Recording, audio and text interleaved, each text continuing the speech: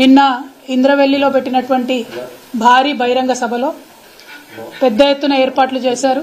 వేలాదిగా కుర్చీలు వేశారు, పెద్ద పెద్ద స్టేజ్లు వేశారు, లైట్లు పెట్టిండ్రు. వీటన్నిటికీ పొద్దున పూటనేమో ప్రభుత్వ పరంగా కార్యక్రమాలు చేసుకున్నారు. సాయంత్రం పూట అదే ప్రాంగణంలో కాంగ్రెస్ పార్టీ యొక్క సభను ఏర్పాటు చేయడం జరిగింది. ఇవాళ గౌరవ ముఖ్యమంత్రి రేవంత్ రెడ్డి గారిని మేము సూటిగా ప్రశ్నిస్తూ ఉన్నాం.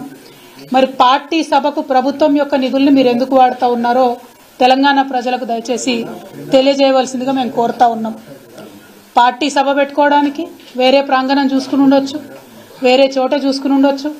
మీరు అధికారికంగా ప్రభుత్వం యొక్క హెలికాప్టర్ వేసుకొని పోయి ఇంద్రవెల్లిలో సభ పెట్టి దాన్నే పార్టీ మీటింగ్గా కన్వర్ట్ చేసుకోవడం ఇదేం న్యాయమో ఒకసారి తెలంగాణ ప్రజలకు మీరు తెలియజేయాలి.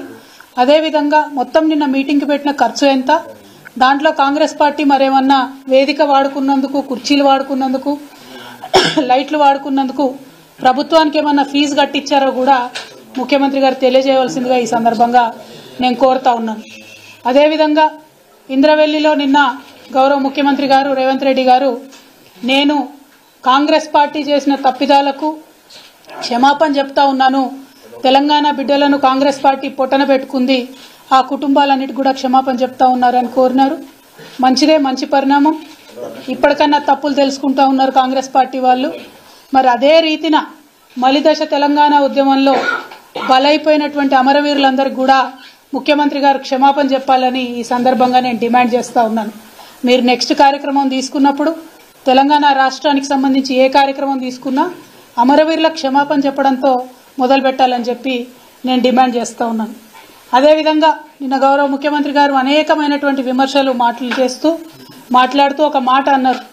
రాబోయే రోజులలో ప్రభుత్వం పరంగా ఏదైతే 500 రూపాయలు గ్యాస్ సిలిండర్ మాఫీ చేస్తామని చెప్పినామో ప్రభుత్వ పరంగా ఆ కార్యక్రమాన్ని పెట్టుకుంటాం, లక్షలాది మంది మహిళలతో ఆ కార్యక్రమాన్ని ప్రభుత్వ పరంగా ఏర్పాటు చేస్తాం, దానికి ప్రియాంక గాంధీ గారిని పిలుస్తామని చెప్పడం జరిగింది.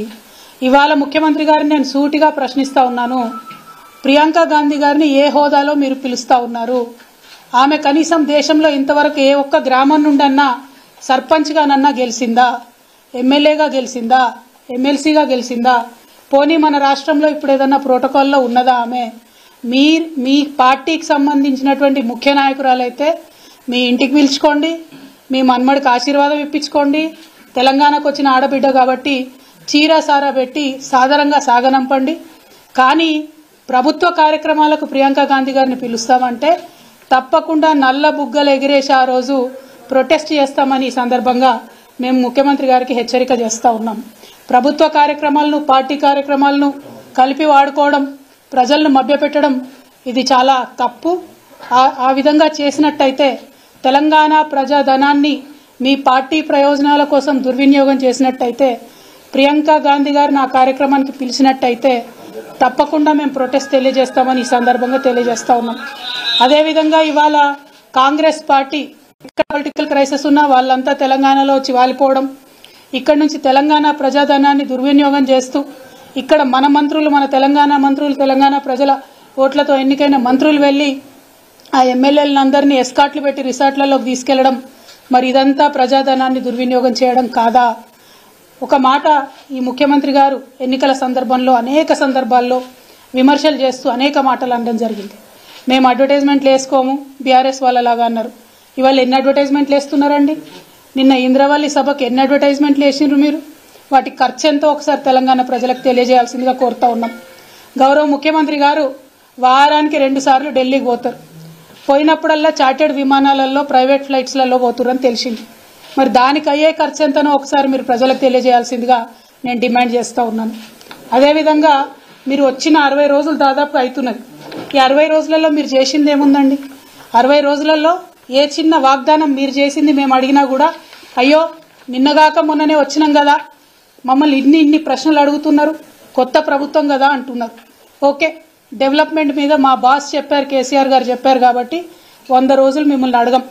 శిశుపాలుడి 100 పాపాలు వండినట్టుగా 100 రోజులకు మీరు చేసే తప్పులు కూడా పండుతాయి. అప్పుడు మాత్రం ప్రజాక్షేత్రంలో మిమ్మల్ని ఖచ్చితంగా అడుగుతాం. కానీ ఈ 60 రోజులలోనే మీ యొక్క పొలిటికల్ వైఖరి ఏంటి, రాజకీయ పరంగా మీరు తీసుకుంటున్నటువంటి నిర్ణయాలు ఎట్లున్నాయి, తెలంగాణ ప్రజలకు ఎప్పటికప్పుడు చెప్పాల్సినటువంటి బాధ్యత ప్రతిపక్షంగా మా మీద ఉంది కాబట్టి ఖచ్చితంగా కొన్ని అంశాలను ఇవాళ ప్రజల ముందు చెప్పదలుచుకున్నాం. మిమ్మల్ని తెలంగాణ ప్రజలందరూ ముద్దుగా యూటర్న్ ముఖ్యమంత్రి అని పిలుచుకుంటున్నట్టుగా తెలుస్తూ ఉన్నది. ఎందుకంటే మీరు చెప్పిన ఏ ఒక్క మాట కూడా పాలించలేదు, పాటించలేదు. ప్రజా దర్బార్ పెడతామంటిరి, రోజు ప్రజల్ని కలుస్తా అంటిరి. కేసీఆర్ గడీలలో ఉన్నాడు, కలుస్తలేడు, మేము కలుస్తామంటిరి. ఒక్కరోజు కరెక్ట్గా 60 రోజులలో కేవలం ఒకే ఒక్క రోజు రేవంత్ రెడ్డి గారు ప్రజల్ని కలిసిండ్రు. ఆ తర్వాత నుండి ఇప్పటి వరకు ఆయన మళ్ళీ ఎప్పుడు కూడా మొహం చూసిందే లేదు. ఆ ప్రజాపాలన నిర్వీర్యం చేయడానికి, ప్రజా దర్బార్ నిర్వీర్యం చేయడానికి ఒక మంత్రిని ఒక రోజు కూర్చోబెట్టిండ్రు. ఆ తర్వాత నుంచి ఓన్లీ అధికారులను కూర్చోబెడుతున్నారు. ఆ తర్వాత ఏం చేసిండ్రు, రాష్ట్రంలో ఉన్న వాళ్ళంతా ఇక్కడికి వచ్చేందుకు హైదరాబాదు జిల్లాలలోనే ప్రజాపాలన పెడతామని చెప్పారు. మేము చెప్పింది అదే కదా, ప్రజల వద్దకే పాలన పోవాలనే చిన్న జిల్లాలు చేస్తుంది, మండలాలు ఏర్పాటు చేస్తుంది, కొత్త కొత్త జీపీలను క్రియేట్ చేస్తుంది, తండాలను గ్రామ పంచాయతీలు చేస్తుంది. పాలన వికేంద్రీకరణ జరగాలని మేము కోరుకుంటే పాలన సెంట్రలైజేషన్ జరగాలని మీరు కోరుకున్నారు. కోరుకున్న ఒకే ఒక్క రోజులో మీకు అనుభవం అర్థమైంది. కేసీఆర్ గారికి ఉన్న అపారమైన రాజకీయ అనుభవంతో ఆయన తీసుకున్న నిర్ణయాలను ఆనాడు విమర్శించిన మీరు ఇవాళ వారి బాటలోకి రావడం చాలా సంతోషం. ప్రజల వద్దకే పాలన పోవాలి, పాలకుల వద్దకు ప్రజలు రాకూడదనే అంశాన్ని నిరూపించి కేసీఆర్ గారు తొవ్వ కరెక్ట్ అని తెలంగాణ ప్రజలకు తెలియజేసినందుకు ముఖ్యమంత్రి గారికి మేము అభినందనలు తెలియజేస్తా ఉన్నాం. అదేవిధంగా మీరు ఇచ్చిన మాటలు, ప్రజా దర్బార్ అంటిరి, పోకపోతిరి, నాకు కాన్వాయ్ ఎందుకు, నాకు పెద్ద కాన్వాయ్ వద్దు, నేను సింపుల్గా పోతా, 15 కార్లు కాదు 9 కార్లే కావాలి, నేను పోతే ట్రాఫిక్ ఆపకండి అని ప్రగల్భాలు వలికితిరి. ఇవాళ హైదరాబాద్లో ప్రయాణం చేస్తున్నటువంటి ప్రజలందరికీ తెలుసు, ముఖ్యమంత్రి గారు కాన్వాయ్ పోతుందంటే ఎక్కడికక్కడ ట్రాఫిక్ ఆపుతా ఉన్నారు. కానీ దాన్ని కవర్ చేయడానికి మీ చుట్టూ ఉండే బాజా భజంత్రీలు, ప్రాపగండా టీమ్స్ ఏమంటున్నారు, అయ్యో అంబులెన్స్ వచ్చింది రాగానే మా ముఖ్యమంత్రి తవ్విచ్చింది అంటున్నారు. ఇయ్యాలే కదా, మినిమం కట్టసి కదా, చెప్పిన మాట తప్పి ఉల్టా ప్రాపగండా చేసుకోవడం.